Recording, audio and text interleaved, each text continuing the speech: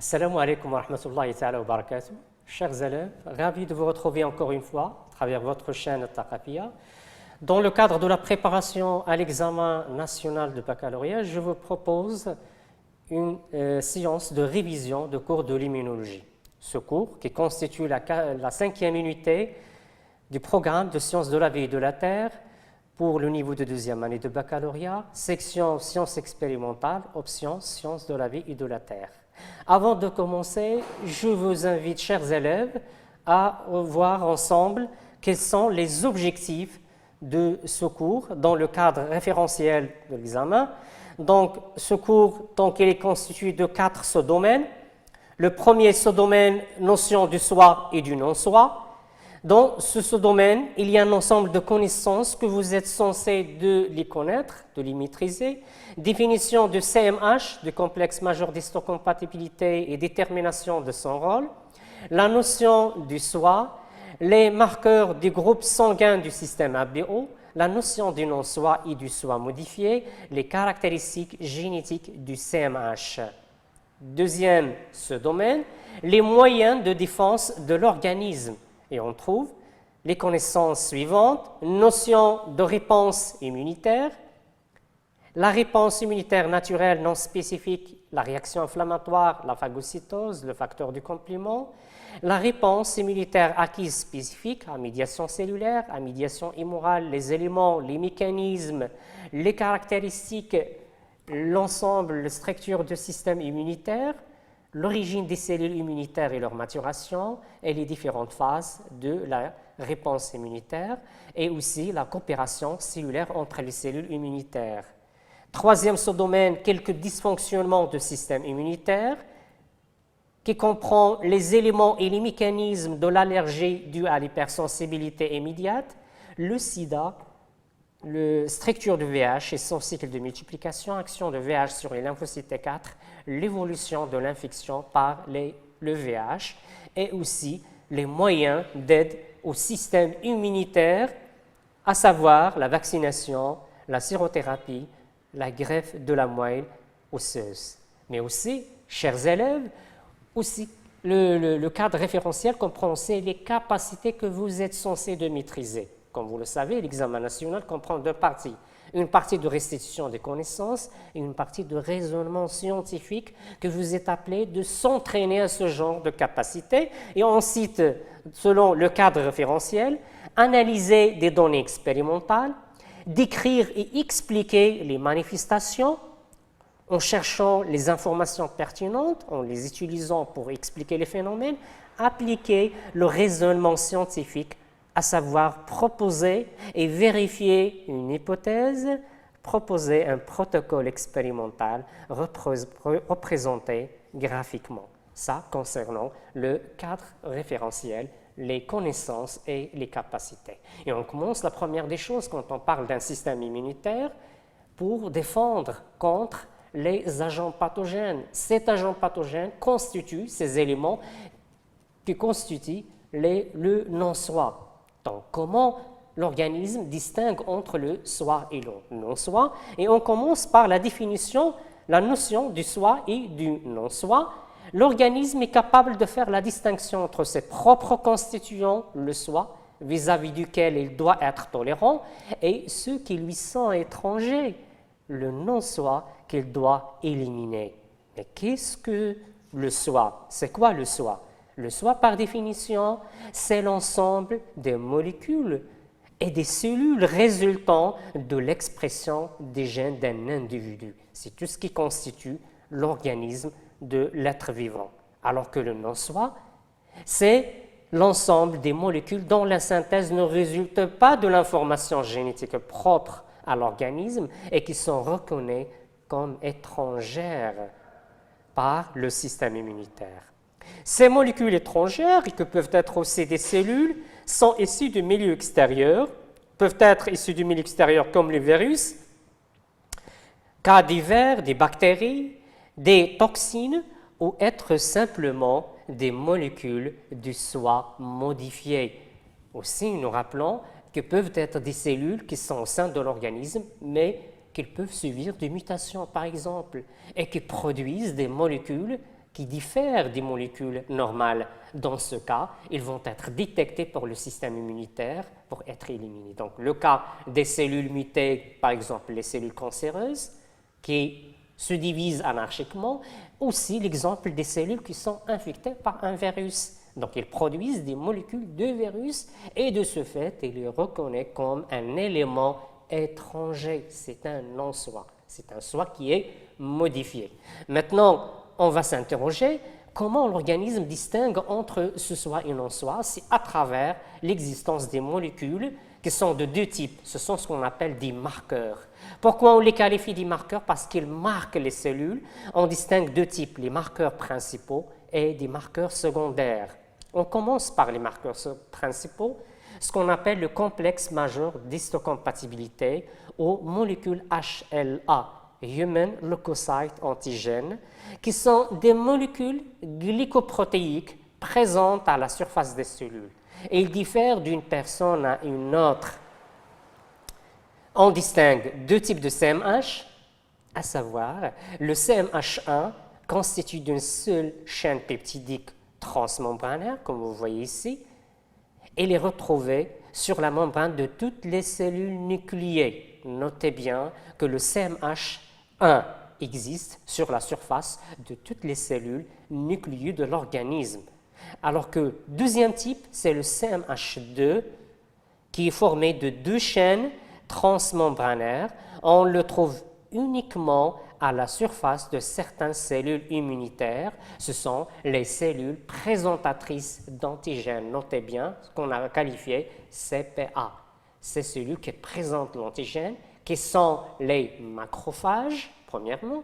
Deuxièmement aussi, les cellules dendritiques et les lymphocytes B. Ce sont les trois types de cellules qui possèdent le CMH2. Et vu que ce sont des cellules nucléées, alors ils vont posséder combien de types de CMH? Donc, vu qu'ils sont des cellules présentatrices d'antigènes, elles possèdent le CMH2. Et vu qu'aussi qu'ils sont des cellules nucléées, ils vont posséder aussi, ils possèdent le CMH1. Donc, les cellules présentatrices d'antigènes possèdent les deux types de CMH, à savoir CMH1 et CMH2. Maintenant, on va voir quelle est l'origine génétique de ce CMH qui est unique, qui est distinct, qui permet la distinction des cellules. Donc, l'origine, la synthèse des molécules de CMH est sous le contrôle de 4 gènes portés par le bras court du chromosome 6. Vous voyez ici le chromosome 6. Ces gènes sont polyalléliques. On a déjà parlé de les allèles, que le gène possède des versions. On a vu seulement 2 ou 3 versions, alors qu'ici, on voit que les gènes sont polyalléliques qui possèdent plusieurs allèles qui peuvent atteindre jusqu'à 494 pour le gène B. Regardons pour le gène A239, le gène C120, le gène B 494. Donc, sont polyalléliques et les différents allèles sont codominants. Il y a une codominance. Et donc, combien on peut reconstituer de CMH différents? Il y a une multitude, un nombre très élevé de CMH, ce qui permet que le CMH produit, il est unique à l'organisme. Rarement qu'on les trouve que se répètent au sein de la population. Seulement le cas où il y a des vrais jumeaux qu'on peut trouver que le même CMH. C'est via qu'il y a cette origine génétique. Et on cite les caractéristiques de CMH. C'est un ensemble de gènes liés portés par le bras court du chromosome 6 chez l'homme. C'est pour le CMH. Aussi pour le CMH, la liaison entre ces gènes est absolue, très faible, distance séparant ces gènes. Donc la probabilité de recombinaison génétique est nulle, pas de crossover. Chacun des gènes de CMH est représenté par une multitude d'allèles, donc la probabilité d'avoir 2 individus avec le même génotype CMH est presque nulle, à l'exception des vrais jumeaux.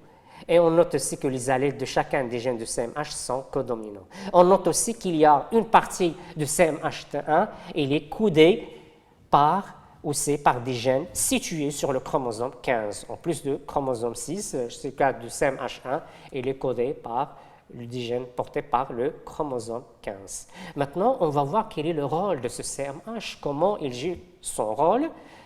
Mais avant, pour jouer son rôle ici, Les molécules du CMH présentent en permanence des fragments de protéines synthétisées au niveau de la cellule, antigènes, endogènes.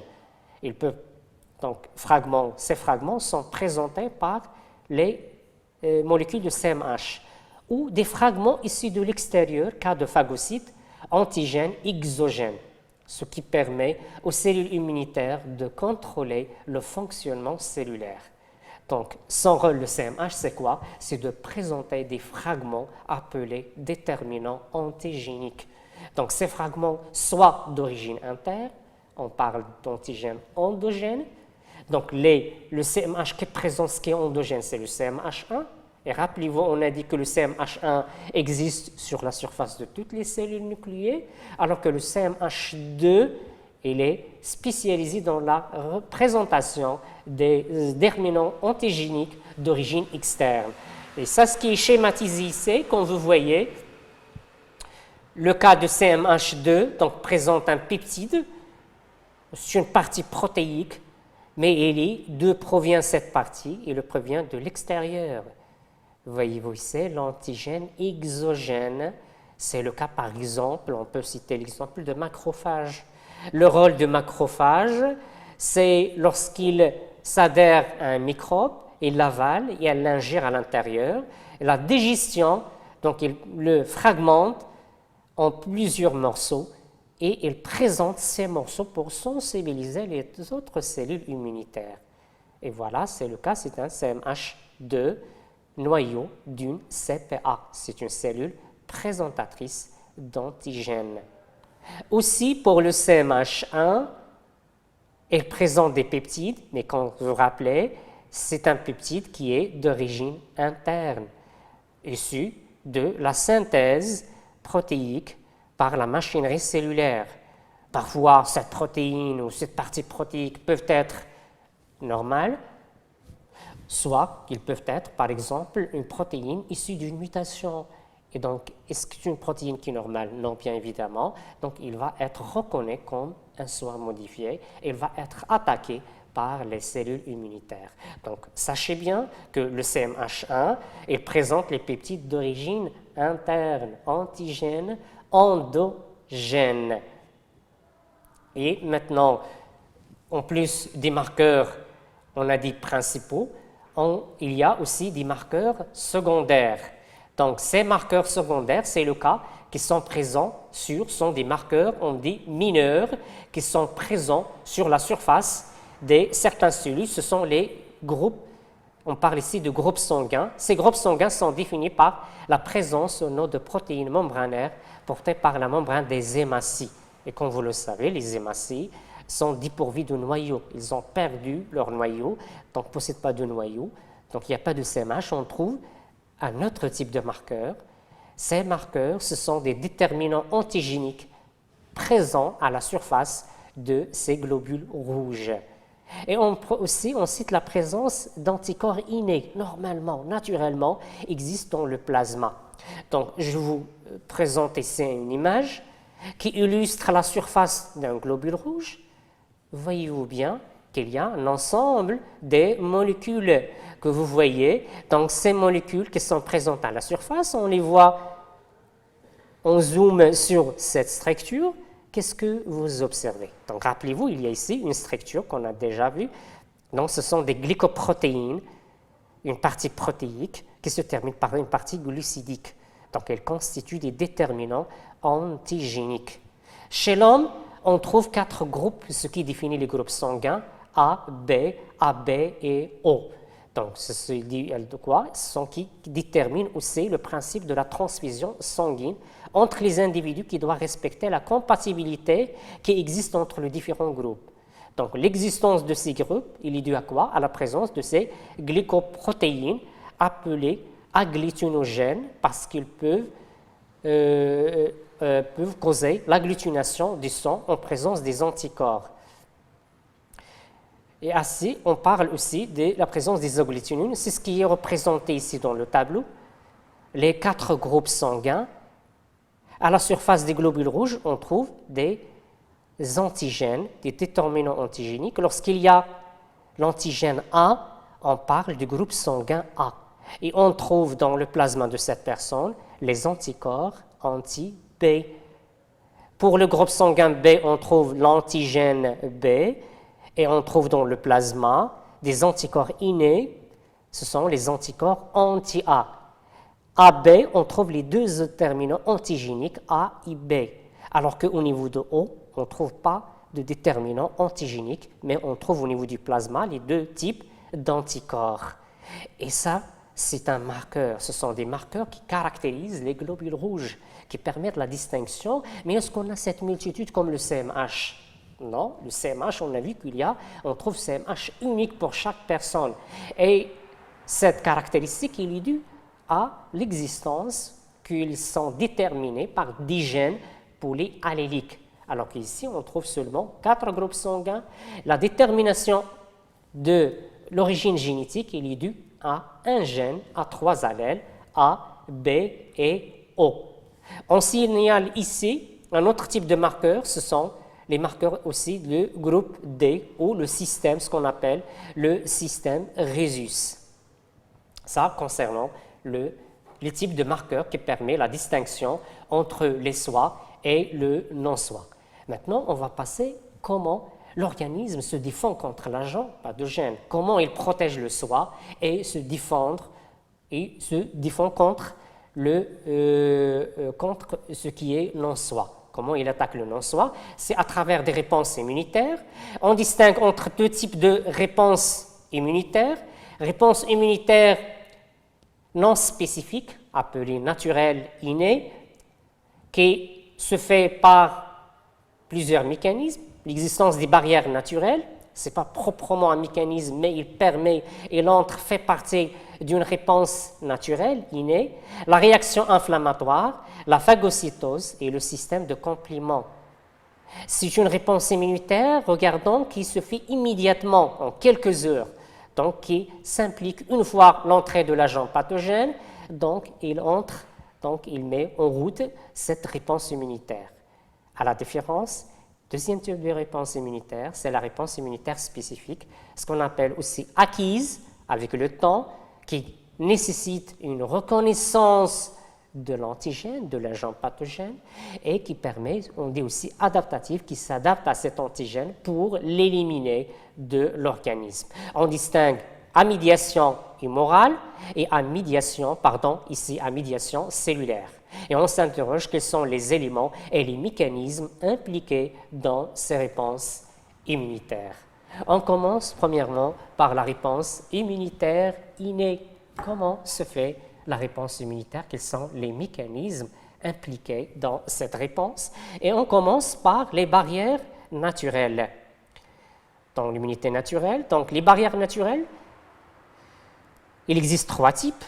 Donc il y a des barrières mécaniques représentées par la peau, qui constituent un mur contre les agents pathogènes, qui s'opposent à l'entrée des agents pathogènes, les cils au niveau de la trachée, au niveau des voies respiratoires, par exemple, aussi des barrières chimiques et biochimiques, représentées par les sécrétions, les larmes, les muqueuses nasales, la sueur, qui, comme vous voyez ici, pH qui est acide, donc par acidité, ou aussi par l'intervention des enzymes, comme le cas existence au niveau des larmes.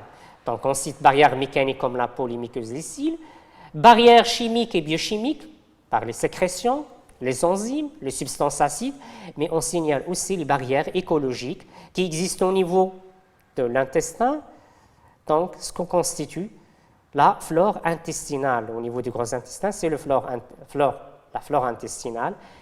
Sont des micro-organismes, comme l'exemple des Escherichia coli, qui vivent en symbiose avec l'organisme et qui attaquent les autres microbes, les autres bactéries qui peuvent être présents au niveau de l'intestin, au niveau du tube digestif.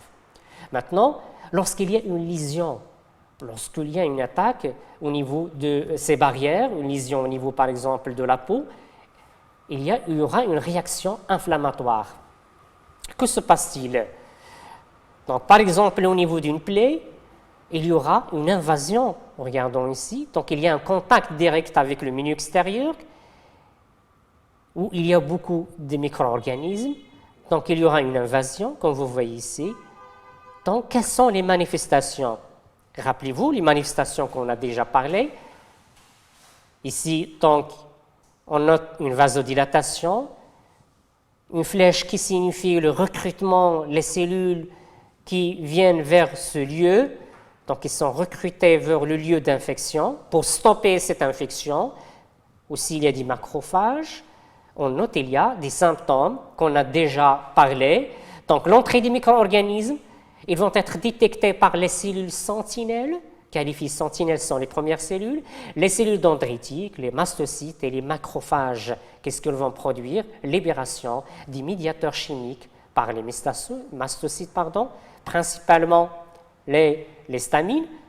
Je note ici détection de pathogènes, sécrétion des médiateurs chimiques, les histamines, les prostaglandines par les mastocytes, les cellules dendritiques, ce qui entraîne vasodilatation, augmentation de la perméabilité vasculaire et aussi des cytokines qui permettent l'attraction des autres cellules vers le lieu d'infection. Quels sont les symptômes? Rappelez-vous, rougeur, on note ici, rougeur due à la vasodilatation locale, et une sensation de chaleur due à l'afflux de sang, un gonflement dû au passage du plasma dans les tissus, une douleur due à l'excitation des nerfs sensitifs. Et voilà, la réaction inflammatoire, il constitue le premier signe de la réponse immunitaire innée. Et notez bien un phénomène juste au niveau lorsqu'il y a une inflammation. Voyez-vous que ce sont ces grosses cellules avec un noyau multilobé qui viennent en contact avec le microbe, qui essaye de l'englober, c'est la phagocytose. Et voyez-vous ici comment se déroule la phagocytose en plusieurs étapes, comme vous voyez ici. Donc, en contact avec le microbe, il y aura la première étape, c'est l'adhésion. Donc, via des récepteurs, vont reconnaître les éléments étrangers présents à la surface de ce microbe, de ce micro-organisme. Ils vont se fixer sur ce microbe. Après l'adhésion, il y aura l'ingestion, l'internalisation, donc entrée de ce microbe, puis la digestion. Comment se fait la digestion? C'est que cette vésicule va se fusionner avec une vésicule contenant des enzymes digestives. Ce qui permet l'entrée en contact entre les enzymes et le microbe. Et ce que se passe-t-il ici, comme vous voyez, la destruction de l'agent pathogène, et puis il y a rejet des déchets. Donc on note ici que, afin de s'opposer à la multiplication des agents infectieux, les macrophages, les cellules dendritiques et les granulocytes, après reconnaissance adhésion, peuvent ingérer et digérer l'agent pathogène et rejeter à l'extérieur les déchets résultant de la destruction. Mais à votre avis, est-ce que toujours les macrophages réussissent à éliminer cet agent pathogène? Pas toujours. Parfois, l'agent pathogène échappe à ce phénomène et se multiplie, d'où l'intervention d'autres mécanismes qui sont plus spécifiques. À côté de ces facteurs qu'on a déjà parlé, libération des histamines et des cytokines, qui permettent la vasodilatation et l'amplification de la réponse pour stopper l'invasion microbienne, il y a aussi l'intervention d'un élément qui s'appelle le facteur du complément. C'est quoi ce facteur? Quelle est sa définition? Donc, c'est un ensemble de protéines plasmatiques inactives sécrétées par le foie. Leur activation se fait en cascade, soit directement par l'antigène, on parle de voie alterne, soit par le complexe humain, voie classique. On distingue 9 types de protéines du complément de C1 à C9. Et une fois activées, ces protéines jouent plusieurs rôles. Et je vous présente ici ce document qui illustre le cas de la voie classique. Voyez-vous ici l'antigène lié à l'anticorps. Ce complexe humain, il va être lié avec ce complexe C1 de système de complément. Donc, le complexe C1, puis ce qui met le système de complément en activation, en cascade, donnant plusieurs types de fragments et constituant des enzymes qui se terminent par l'association de de ces protéines, C6, C7, C8, C9, formant un canal au niveau de l'agent pathogène, qui peuvent être une bactérie ou peut être aussi une cellule infectée par un virus, ce qu'on appelle le complexe d'attaque membranaire, permettant l'entrée de l'eau et l'éclatement de la cellule. Mais aussi, ce n'est pas seulement la formation de complexe d'attaque membranaire, il y a aussi l'opsonisation par la formation de ces fragments C3b qui permettent l'association et facilitent la phagocytose, et le chimiotactisme, ce qu'on note ici, formation de complexe d'attaque membranaire, opsonisation, chimiotactisme. Ça, concernant l'immunité naturelle.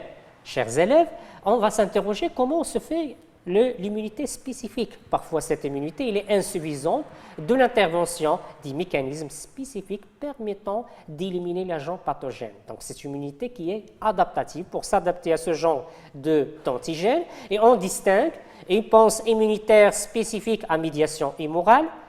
Cette immunité intervient principalement dans les cas des antigènes extracellulaires, des toxines, des virus, et aussi l'immunité spécifique à médiation cellulaire qui intervient principalement dans les cas de refus du non-soi, refus du greffon, destruction des cellules infectées, destruction des cellules mutantes, cas de cellules cancéreuses. Et on s'interroge comment se fait, quels sont les éléments et les mécanismes de cette réponse immunitaire.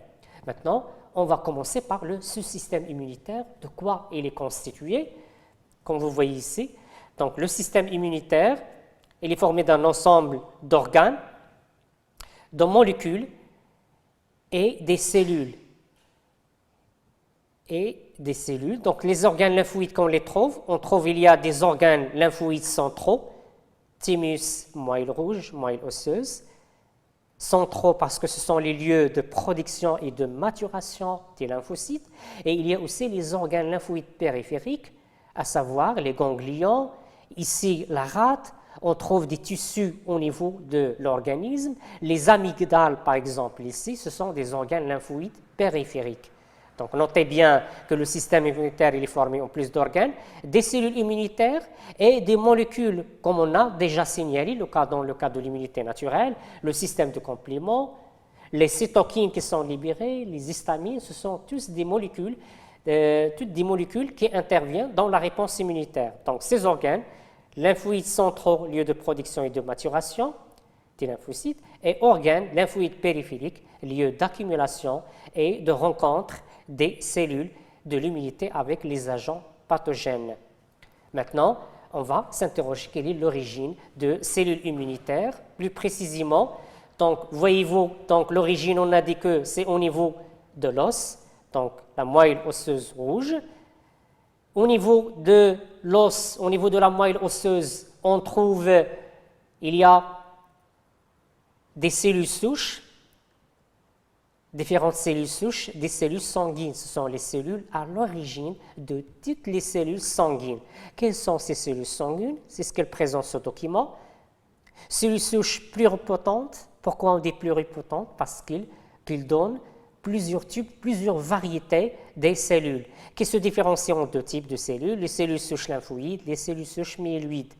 Les cellules souches lymphoïdes responsables de la formation des lymphocytes B, les lymphocytes T des cellules NK, naturelles Keller, ou qui sont tueuses naturelles, et aussi on a les cellules souches myéloïdes qui donnent les mégacaryocytes, qui donnent les plaquettes sanguines, qui donnent la variété des phagocytes, qui sont les granulocytes. Ici, on a une variété, les érythrocytes, ou ce qu'on appelle les globules rouges. Autre variété issue de la cellule myéloïde, ce sont les cellules dendritiques et les monocytes. Donc, on note ici que toutes les cellules sanguines sont issues de la moelle rouge, contenues dans les os plats ou à l'extrémité des os longs. Les cellules intervenant dans la réaction immunitaire sont les leucocytes, globules blancs, et on distingue ces différentes que vous voyez dans l'image, à savoir les lymphocytes, les lymphocytes B et T qui interviennent dans l'immunité spécifique, et les autres cellules, à savoir les granulocytes, les macrophages, qui interviennent dans l'immunité naturelle, mais aussi on va voir qu'ils communiquent aussi avec les autres cellules de l'immunité spécifique. Maintenant, comment se fait l'acquisition de l'immunocompétence. Donc, ces cellules, comme vous voyez ici, donc pour être immunocompétentes, ils doivent acquérir leurs compétences. Ça veut dire quoi? Ça veut dire qu'ils distinguent entre le soi et le non-soi. Pour l'acquisition de l'immunocompétence se fait au niveau de la moelle osseuse pour les lymphocytes B. Donc, toutes les cellules se forment et subissent leur maturation au niveau de la moelle osseuse, puis migrent vers le sang, vers les organes périphériques, alors que pour les lymphocytes T, ils migrent vers le thymus. Au niveau de cet organe, ils subissent leur maturation et puis ils migrent vers les organes. Donc, ces cellules acquièrent leur immunocompétence dans les organes lymphoïdes centraux, B au niveau de la moelle osseuse et T au niveau du thymus. Qu'est-ce que ça veut dire cette immunisation? Immunocompétence. Donc, il se fait par l'acquisition des récepteurs que vous voyez. Ces récepteurs possèdent une structure variable.